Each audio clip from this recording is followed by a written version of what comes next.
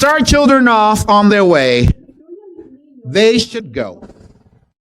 Start them on the way they should go. And even when they're old, they will not turn from it. Start the children in the way that they should go. Moms, you are their start. Give them so much tools that it will be useful for their whole journey. See, I watch these parenting today that I sometimes want to grab the parents and shake them. Because even in this ministry, we've told you don't hand the devices to your little ones and have them watching movies because it makes their brain go slow. And I have watched where parents just ignored me, ignored my wife, because, we only have degrees in education. They just ignore us. We don't know what we're talking about. We just got degrees for nothing. And now we see how these same kids are now slow. Now, how long do these kids have to suffer because the parent wanted a timeout? How long? All their lives, right? All the lives the kids got to suffer because we give them an electronic pacifier. So for the rest of their lives, they're going to have to be in delayed classes. Their chances of finishing a college are to 2%. 2%. 2%. Yes, special need kids are at 2% from graduating from college. All because he got on my nerves. Oh, we've seen it here. We have, haven't we? There you go.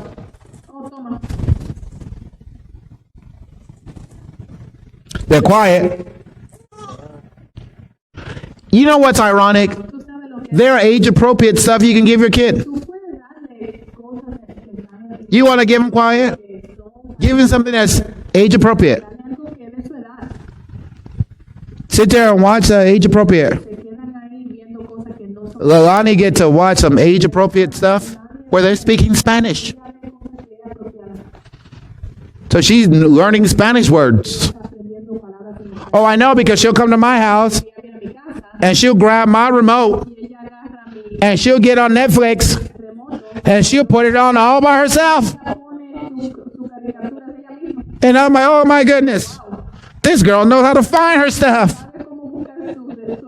She just grabbed it all by herself. Turn on, sit there on the screen, click, click, click, click, click, click, click, A button. I did it, dada. And I'm like, give me my remote back. Just come to my house, just take over. Little 3-year-old. She's watching age-appropriate stuff. Well, why she's watching that? Because she's watching it at home. We want her to be bright. We want all our kids to be bright. I believe if you're a Christian, you should have smart kids. I believe that. And I believe you can get kids that are not so bright and help them get brighter. Oh, that's why I got into education. Because I want to get the kids that are a little behind. Come on. Come on, come on. Come on. And then, oh, you know what? When they arrive, it feels better. Because they were able to do more. So you got to teach your child in the way they should go. What does that mean? Work. It means work. This morning, my wife and I were talking about this lady that impacted our lives. That she introduced my wife to the Tea Party thing. Because she did a tea party for Lizzie. For Ariel. Made for 4 years old. And she made her lavender jam to put on the little She made some cucumber cakes and stuff like that, and she did it so pretty. And she came in speaking with a British accent and everything. And we're like, oh man, we really love being with that lady. I wonder where she is today. You know what? She was a housewife. She didn't work. She was a housewife. Her husband always came to a clean house. He always had a fresh meal to eat. She was in charge of the homeschoolers for Calhoun County. So we looked her up because now her kids are all grown, all with college degrees, all with professions. So we're like, I wonder what she's doing because she invested her life to her children. Oh, she moved to Kentucky.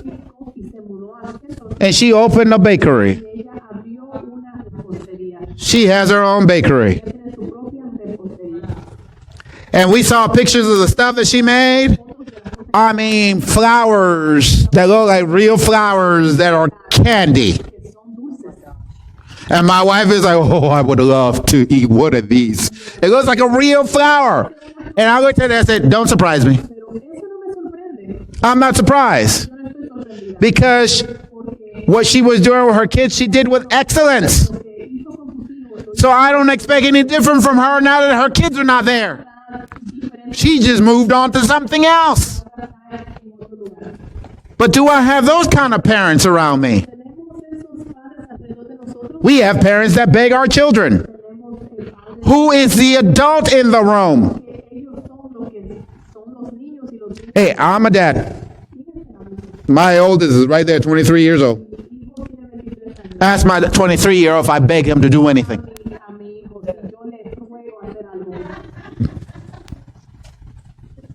Go ahead, ask him. He's 23. He's no little kid no more. Son, can you please? He gets these phone calls. Son, what are you doing tomorrow? Oh, well, I get off of work at 5. Okay, can you be at the church at 6? I need your help. Okay, Dad, I'll be there. Was that a begging? I didn't beg. Why are you begging your kids? Is that good parenting? Because I want to know who's the adult. That's not good parenting, right? So if you're begging your little kid now, what happened when they're 30? Come on. Because I've seen this. I've seen the 30-year-old son talk to the mom at Walmart. I can't take you nowhere. I should have just left you home.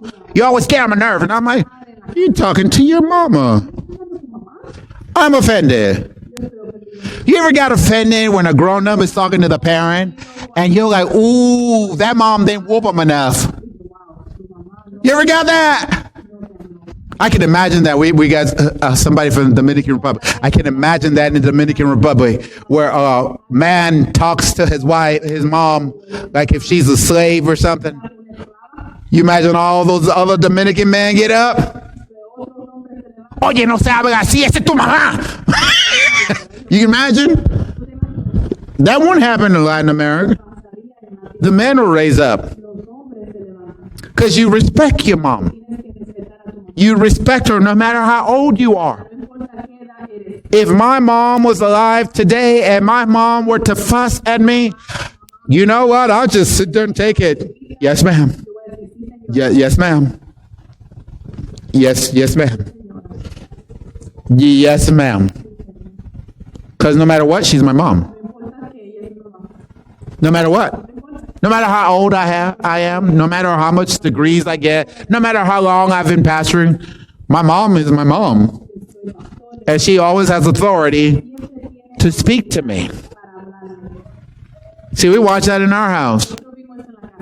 Ariel, every once in a while, she gets a little extra sternness to her, and she would speak to me with a little too much bass in her voice. And I'll just give her that look. And I give her 5 minutes. 5 minutes, Ariel will be back in my door. Dad, I am so sorry for the way I talked to you. And I'm like, oh, okay. All right. I got it. Let's keep going. These commandments that I give you today are to be on your hearts. Impress them on your children. Let's stop there for a moment. They're supposed to be on whose heart? Okay, it has to be in your heart first. Okay, here's the problem. You're trying to impress somebody with something that's not even in you. You got to get it inside of you first. I've watched some parents talk to their kids, and I'm like, you don't need to talk. Do what I say, not what I do. That's not a good rule. Do what I do. Do what I do. If I'm smoking weed, that means you can smoke weed because I'm smoking weed. But if I'm smoking weed and I'm telling you, you're a child, you can't smoke weed, you're not setting a good example. You stop smoking weed. And you keep at it for a while before you tell somebody else not to do it. How many times you are doing something and you tell your kid not to do it? See, I grew up where drinking alcohol is a sin. I grew up that way. Grew up drinking alcohol is a sin. So I didn't drink alcohol.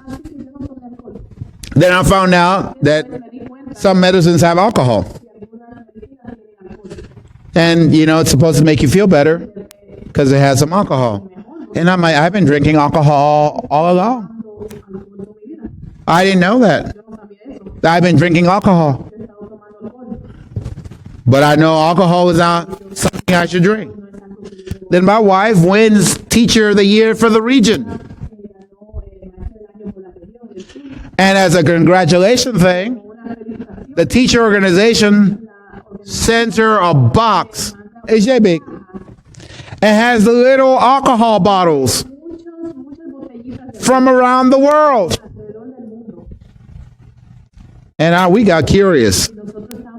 We're non-alcohol drinkers. And we opened one that had a goat head on it. And we're like, well, that's cute. And we tasted it. It tasted like goat. I own goats, so I know what goat smells like. It's tasted just like goat smells. And it was so horrible that we decided to share it. We gave some to our natural born kids, just a taste, nothing to get them drunk or nothing. And we all have the same effects. Yuck, yuck, yuck. This is nasty. Who would want to drink this? And by the way, it's expensive. If you were to buy it online right now, it costs $200 for a bottle. But we were able to teach our 3 biological kids a quick lesson. Just because it's expensive, that means it tastes good. And next time my 23-year-old goes somewhere with a friend and they bring a drink with a goat head on it, he will say, I'm the driver. See, we taught a quick lesson. But see, my wife and I tried it first. And it's like, oh, this is nasty. We need to share this. This is horrible. And if we find one that tastes good, we're not going to share it with our kids. Because we want them to live a life of don't drink.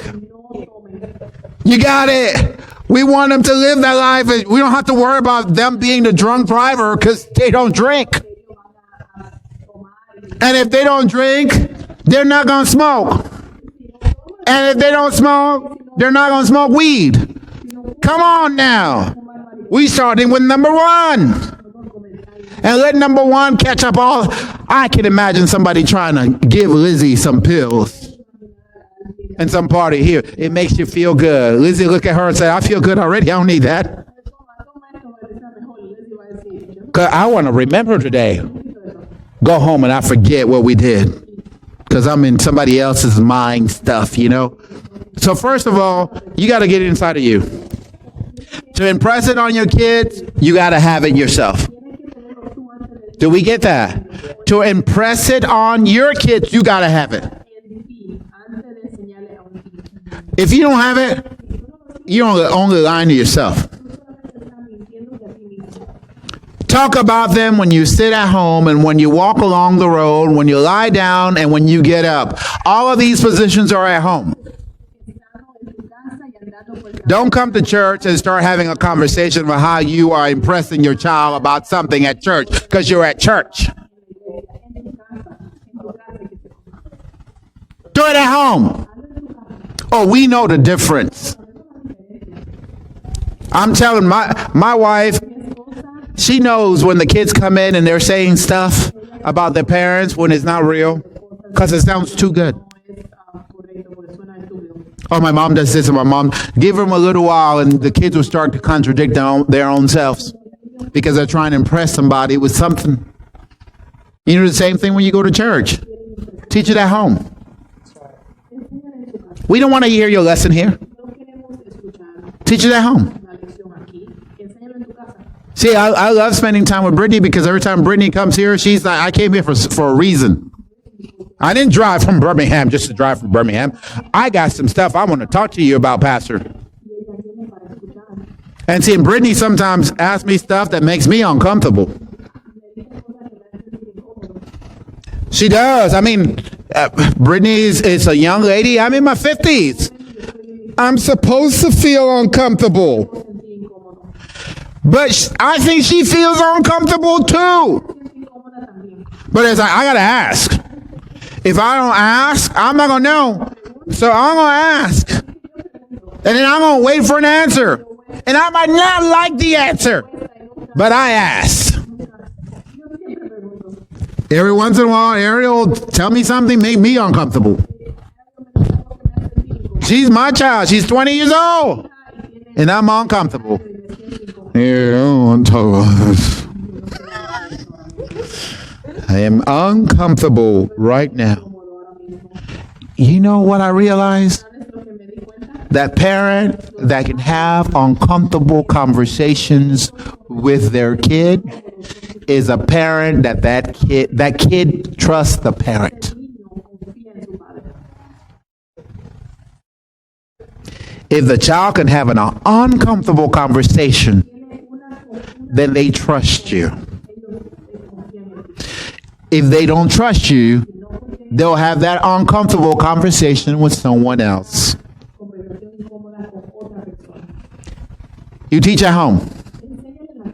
At home. At home. Elijah's had moments where I'm like, Elijah, I'm trying not to fuss. Because at one time, Elijah and our relationship was me fuss. And he listened. And I'm like, I don't want to be that dad. It's always fussing. I want to be cordial. Hey, how are you? How was your day? I didn't call to fuss. Didn't call to fuss at all. And then the other day, we had company, and he was working with the company. He was working so good with his company, and he was doing stuff that would make me proud. It's like, oh, he's there with a nail gun and with a saw and holding wood and everything. And I'm like, he can't work like that with me. I wonder why he don't work. And so I watched. You know what I noticed? My son don't put his guards up with someone else. He puts his guard up with me. And I'm like, I got something out of it. I need to put him around more people like this. People that can help him learn how to do stuff, so when he gets around me, he knows how to do it already. And he doesn't feel like I'm judging his work. See, I learned something out of that. So I want to surround him with people like that. People that can encourage him to be more. Not people who always need to be encouraged. See, there's a natural progression. Yesterday, my wife was talking to Brittany about the natural progression. You can look it up and know where you're supposed to be on a graph. And if you're not where you're supposed to be on a graph, you're delayed. Oh, we don't like that word. Pastor, don't you tell me I'm delayed. What does that mean? You haven't arrived to where you're supposed to be. That's what makes you delayed. You haven't arrived to where you are supposed to be. Okay. So my son is 23 years old, so that means a 24-year-old should be past him. So he's waiting for someone to come in and lead him. But come find out, just because they're older does not mean they're wiser. They're delayed. And we're making our kids delayed because we feel comfortable in staying where we are. I'm going to tell you what I mean. If you're working at Walmart and you've been at Walmart for 10 years and you've been on that register for 10 years and you feel comfortable and all you want to do is stay on that register, you're delayed. What is natural? Progression. Progression is natural. Progress is natural. I know people that stayed on the register for over 20 years and retired and say, oh, I earned my retirement. And I'm like, how did you do it? Go to the same job for 20 years of your life and stayed in the same spot. How did you do that? Oh, one day they thought I was saying something good. I didn't think that was good. I'm like, man, shouldn't you have moved up to management or something? Oh, I don't want that responsibility. Oh, now we come to the crux of the matter. We don't want to be responsible. You're a parent. You're responsible. You see, we fight the responsibility, but responsibility is all part of growing up. It's all part of it. Greater love has no one than this, that someone lay down his life for his friend. See, a parent is supposed to love their kids to the point that they're willing to lay down their lives for their kids. They had a shootout in a school in Florida. And they could have saved more kids that died. Except the police were scared to go into the building. They waited outside. You had 16 people that died being shot by one individual, but the cops were waiting for the order to go inside. I guarantee you, if we had some good parents, they would have gone inside that building with shooter and all, just to save their child. All those cops should have gotten fired. Because their job is to put their lives on the line to save somebody else. But they were afraid of losing their lives. Parents, you need to stop being afraid of losing your life to save your child. Save your child's life. You know, it only lasts for a moment. You would only be parenting for a moment. And then it'll be over.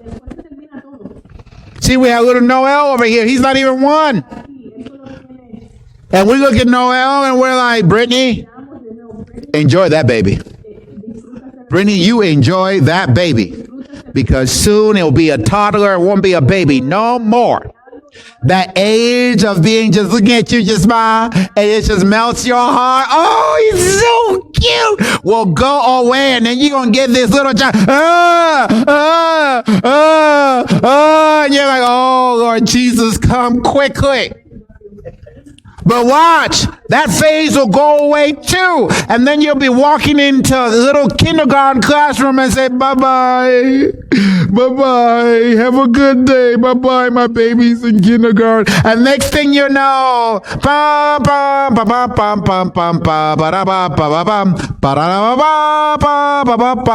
wait, they're grown up and they're now starting their own family. Where did the time go? It just went by so quickly. We recently had to celebrate Lizzie's quince. As I was getting prepared for that big old birthday party, I thought to myself, I'm not ready. I'm not ready. I'm not ready for her to be talking about no boys. Dad, do you like how my eyeshadow look? I wasn't ready. No, not ready. Dad, how does his pants look on me? Not ready, not ready. I'm not ready. I'm not ready. I know I'm faking it, but inside I still want my little baby back. Come on, bring my baby back. It's so funny. Can't do it. Now we're going to soon have new babies, but they're going to be babies of our babies. Because that's a normal progression. You're not supposed to be willing to give up your life. Now, how many parents knew that when you had a baby, you were giving up your life? Yeah, you got to sacrifice your life. Some things you can't do. I know moms that go clubbing every Friday. You are a mom. Oh, I need my me time.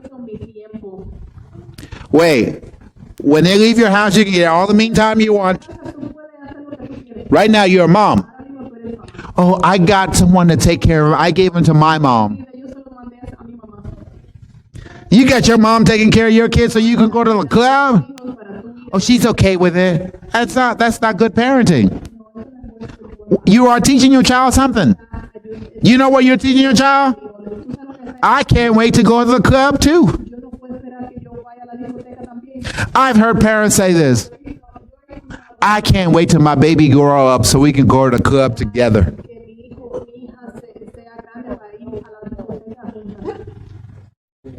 Someone said that about Lizzie when she was a baby. Ooh, she got those fine legs. Ooh, I can't wait for her to grow up so Auntie can take her to the club. My auntie's not taking her nowhere. If you're looking at my baby, you talking about club already? Something wrong with you. Now I got this quote. So if you look at the bottom, you're going to find out who the quote is from. I get to quote my mom today. My mom said, find a good mom and marry any of her daughters.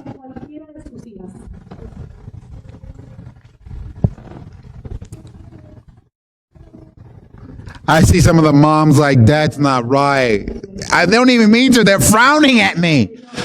It's like, what? All right, let's think about it. Let's think it through, okay? You have this excellent, virtuous woman mom. Most likely, it rubbed off on the daughters. Most likely it did. If you're a raunchy mom, you're going to have a raunchy daughter or raunchy sons. But if you find a good mom,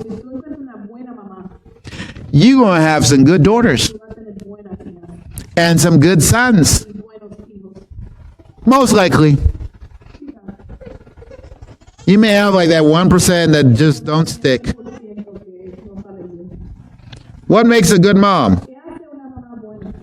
I'm glad you asked that. The rod of correction imparts wisdom. I like that word, imparts. Don't you like that word, imparts? I want to change that M to an N. And instead of imparts, imparts. The rod of correction imparts wisdom. See, because that rod is going to part certain things on your child and leave certain things in. Imparts wisdom. But a child left to himself disgraces his father. It disgraces his father, his brother, his sisters, his cousins. You know who feels the disgrace the most? Is mom. Mom feels, why? Because there will be a finger pointed. The dad's going to look at the mom like, that's your fault. Society is going to say, Mom, you did it. Why? Because when the football player wins the game, and at the game he says, what are you going to do? Mom, I'm taking you to Disney World. How come the football player never want to do anything for dad? You notice that? Now that you have a contract in the NFL, what are you going to do? I'm going to buy my mom a house. What happened to dad? He can buy his own house. I'm going to buy my mom that Escalade she always wanted. What about dad? What about dad? See, moms get to feel the good, and mom gets to feel the bad more than dad does. So I find this day very needed. Because if your child becomes successful, you're going to be the envy of the neighborhood. You see, her child made it to the NFL. Man, you see how happy the mom is? She's moving out of the neighborhood. Why is she moving out of the neighborhood? Ooh, you don't know, baby? He bought her a brand new house. She's moving to the east side.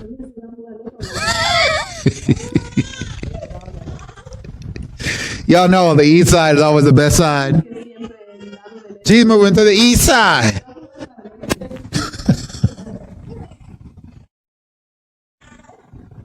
There is more mothering than buying stuff.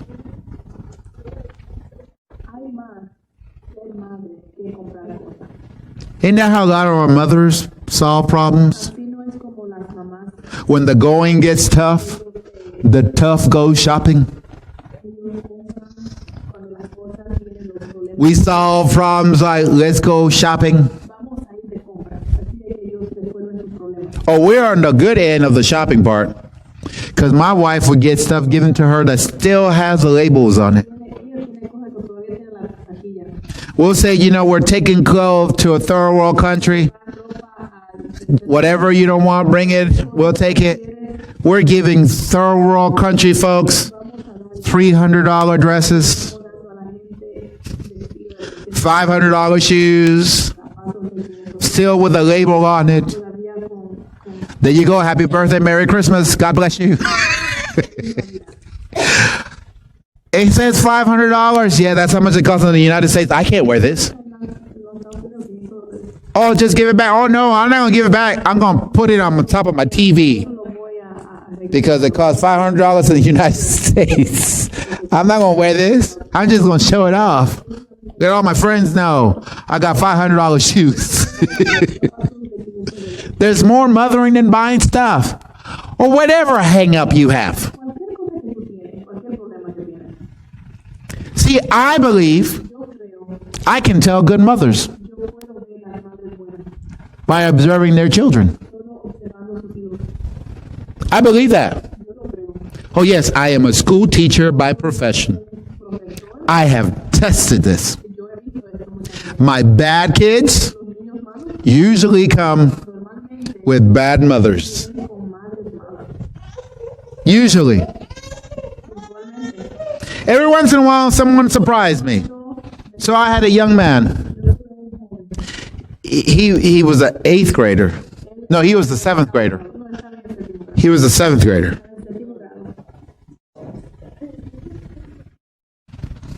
Big. 7th grader. I told him something. He got in my face. You're not going to tell me what to do. You're not my dad. You're not going to tell me what to do. Oh, I'm not going to tell you what to do? I know who can tell you what to do. If I can't tell you what to do, I know who can tell you what to do. You just stay right there with your tall self.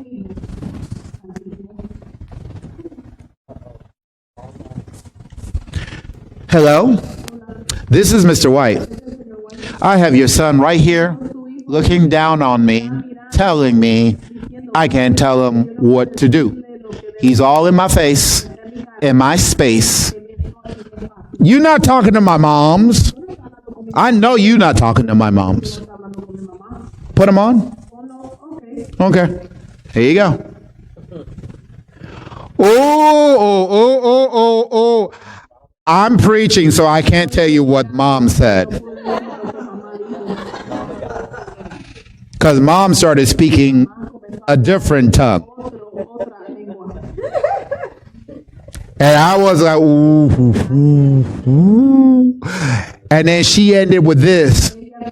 Don't let me have to go over there and embarrass you in front of everybody.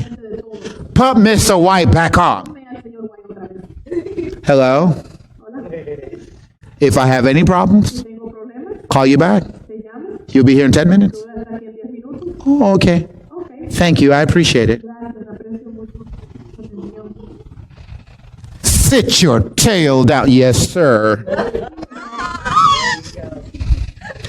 I tell you, I had no problem from that young man no more. He became one of my leaders in class. Every time someone else was acting up, you better tell him, he'll call your moms.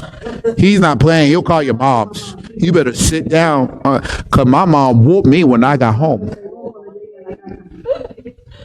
And then the other person just sit their tail down.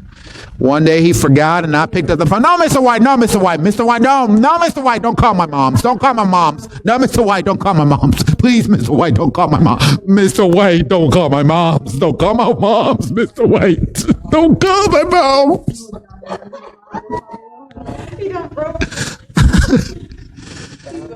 Wait a second. I didn't have an effect on that young man. But his mom did. He's bigger than me. He's whiter than me. And I met his mom. His mom.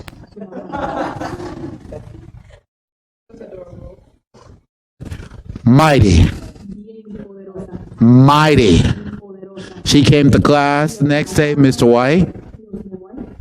I don't live far from here. You just call me, and next time, I'm just coming over. And I'm going to whoop him in front of the whole class, because he knows I don't play that. Because I've had to raise, she gets ethnic, I've had to raise him all by myself, and he knows I'm not going to put up with this. And I'm like, yes, sister girl.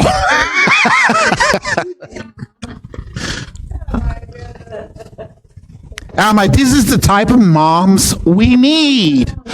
Moms that are not sitting there talking, come on, baby, sit down. Can you please just sit down?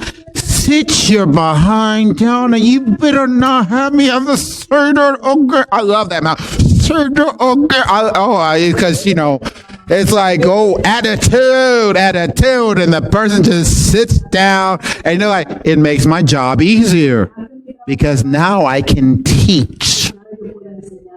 I don't have to sit here and have to worry about disciplining. But then I get the opposite, Mom. Not my child, Mr. White. I know it wasn't my child. You just had my child around. So I got it on video, ma'am. Let me see that video.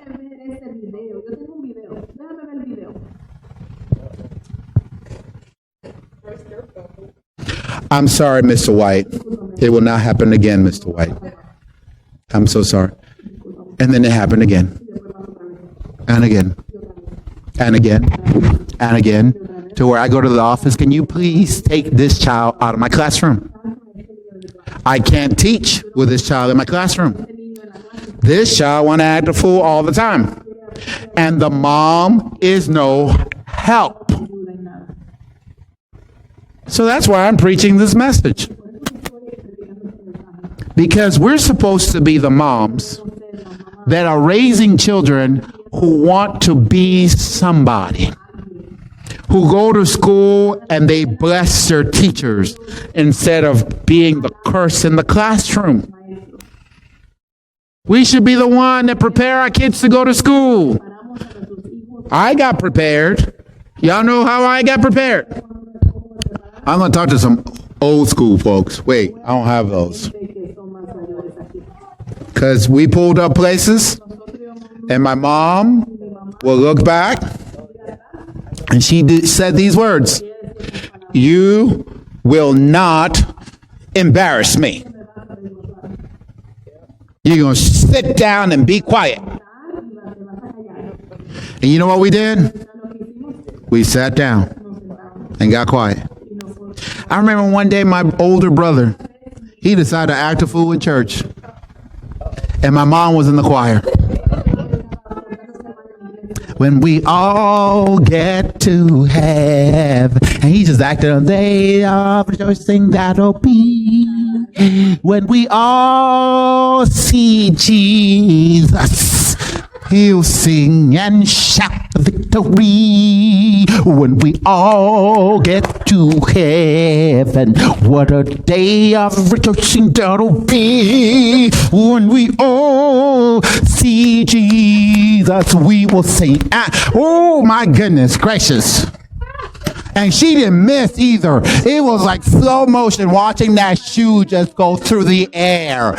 And it's like right on the head. And I'm like, oh, you got embarrassed for sure. Because she didn't even stop. She didn't even miss a beat. Kept on going, and the choir just kept going, and the choir leader was like,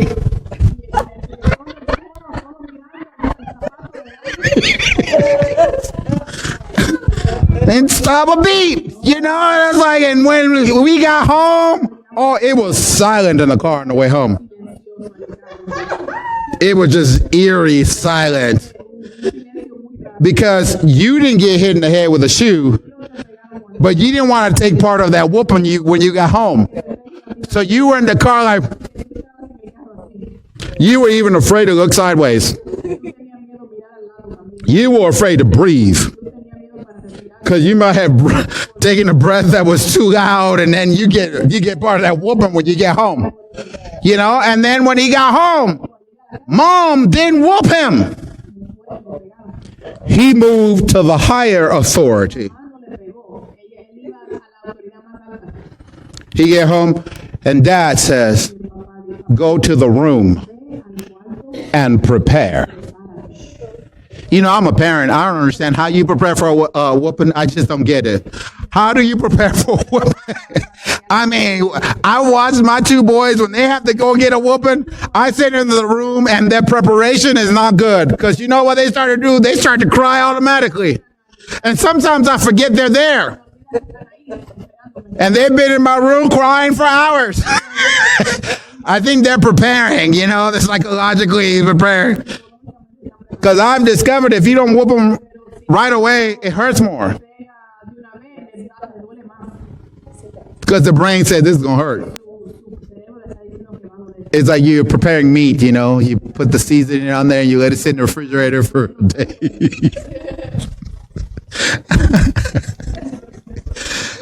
When you have good parents, the good parents are never the child's friend. If you are a friend with your child, you cannot be their parent. See, one day, my son and my daughters will be my friend. One day. But when they are my friends, they'll have more in common with me than they have right now. You see, when they are parents and they have to pay their own bills and raise their own kids, now we can be friends because we have more in common. Now you're raising your child, and my job as a grandparent is to spoil them. My job is like, don't beat them so hard. But Dad, you beat me hard. Yeah, I had to. I was the dad. But I'm the granddad now. I got to be the opposite. I got to be the balance it off. You can beat them hard when I'm not in the room. When I'm in the room, you pretend. You know your granddad is coming. And you know I really can't do much in front of your granddad. But when we get home, I'll fix you.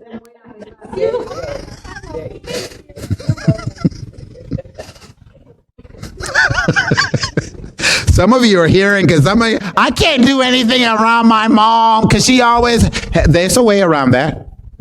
There sure is. We get older, we get kinder.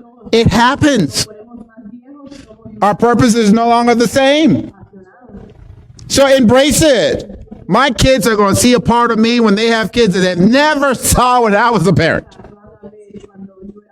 They'll see that part, and they'll look at me like, I can't believe you, Dad.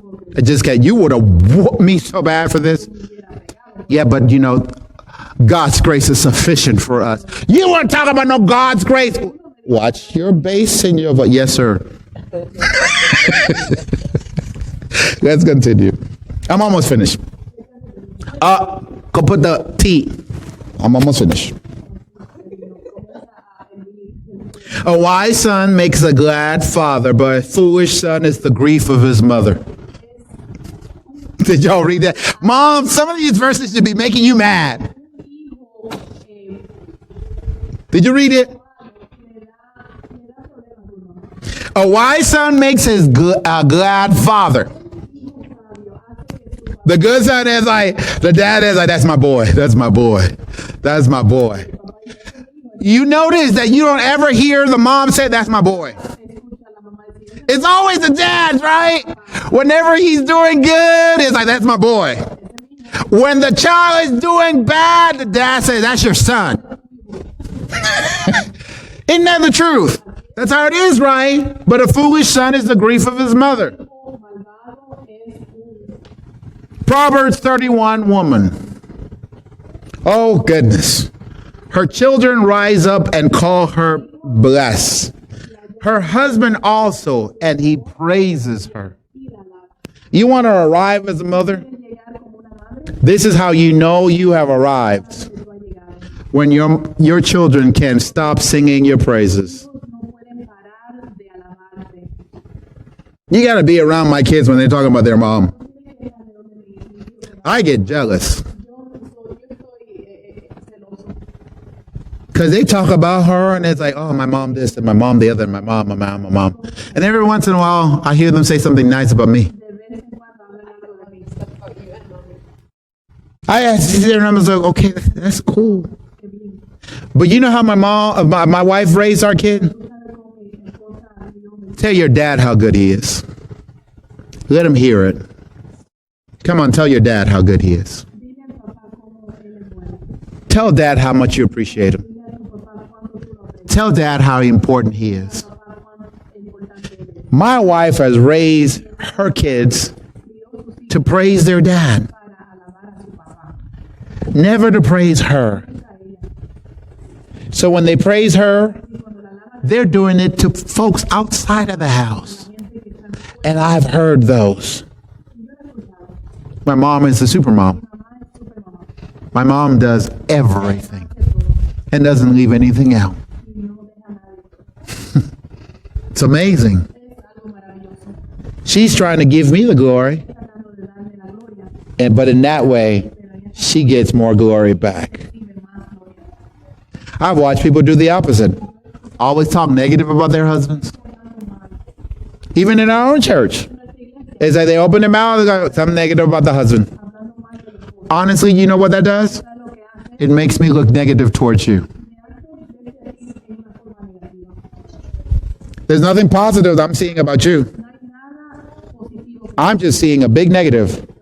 That you're trying to make my eyes look upon your husband, but my eyes get deterred and I just look at you. Because you picked him.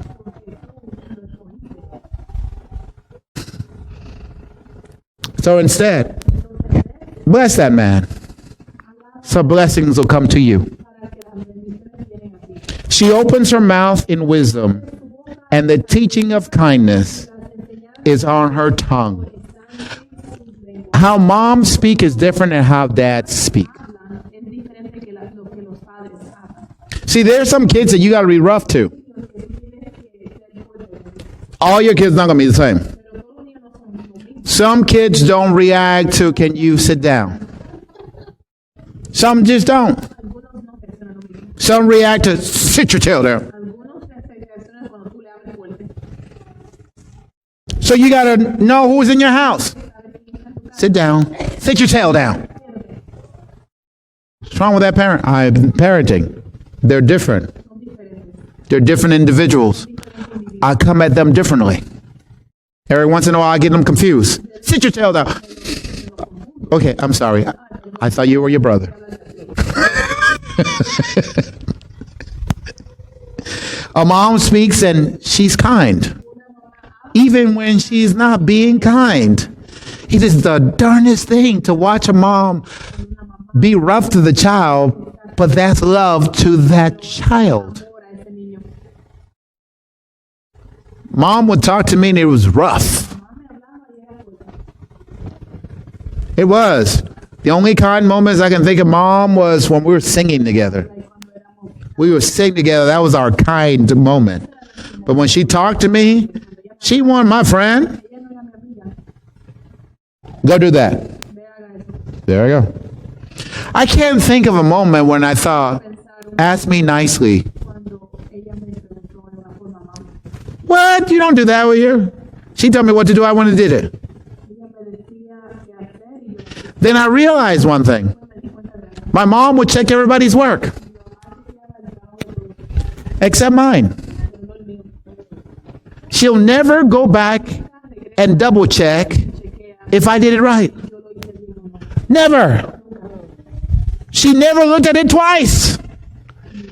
And as a grown-up, I thought, why didn't my mom double check my work?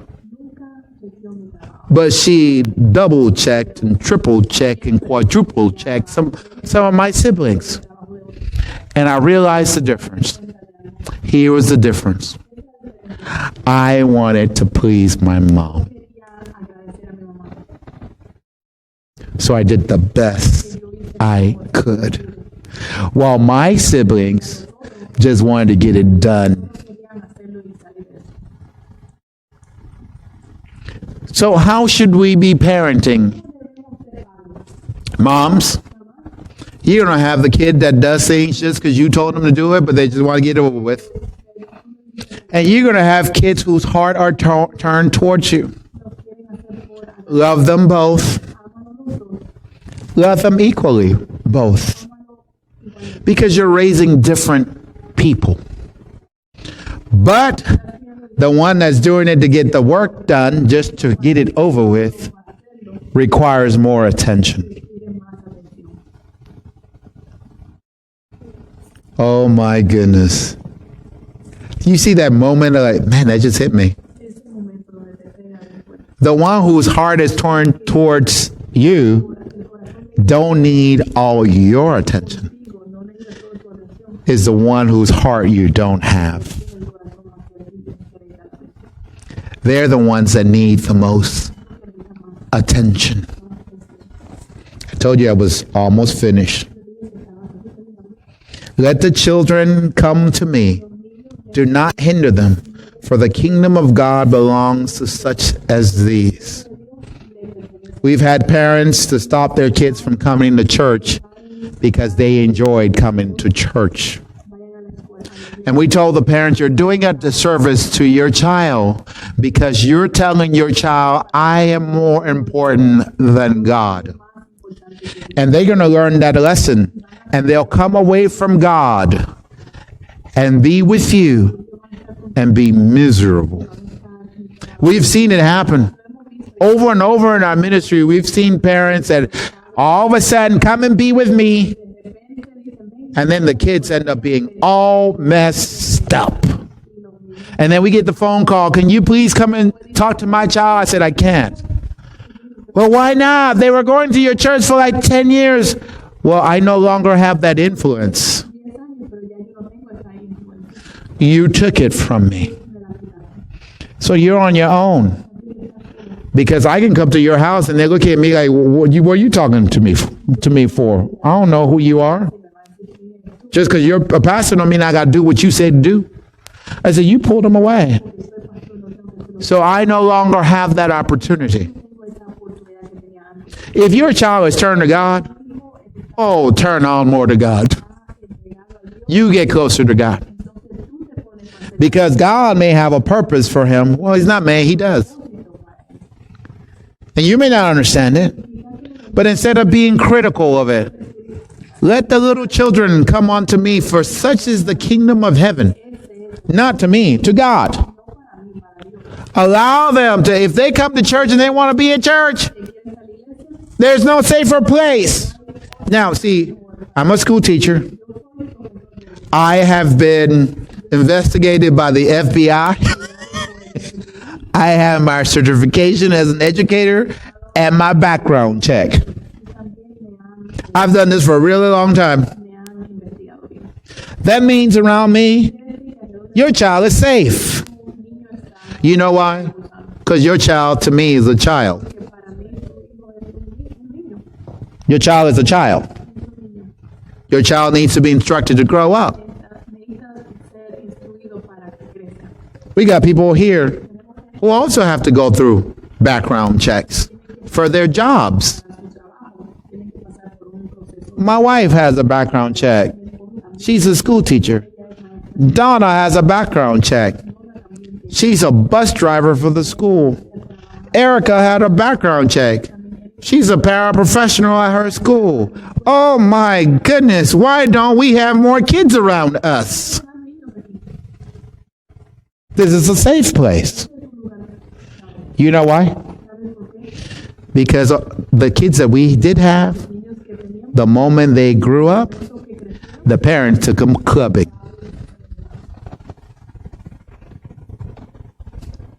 What's going to happen? This is what's going to happen.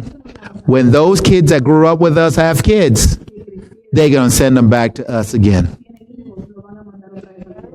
So we can do it all over again. That's not good parenting. Moms, today's your day. And you won't get many days where we say, Happy Mom's Day.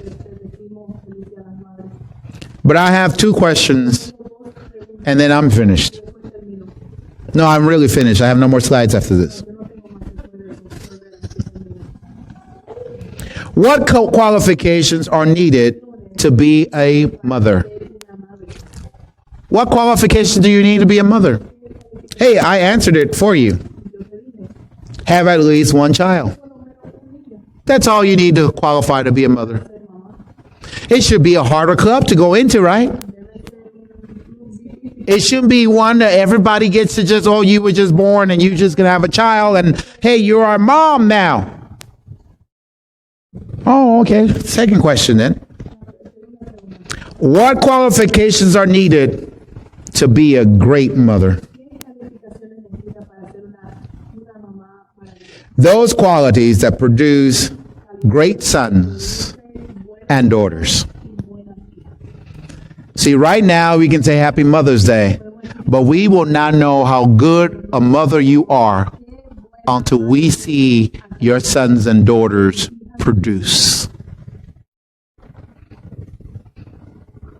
That's it. See, you can look at Pastor and say, well, you know, Pastor, you had to have an amazing mother. You just had to have an amazing mother.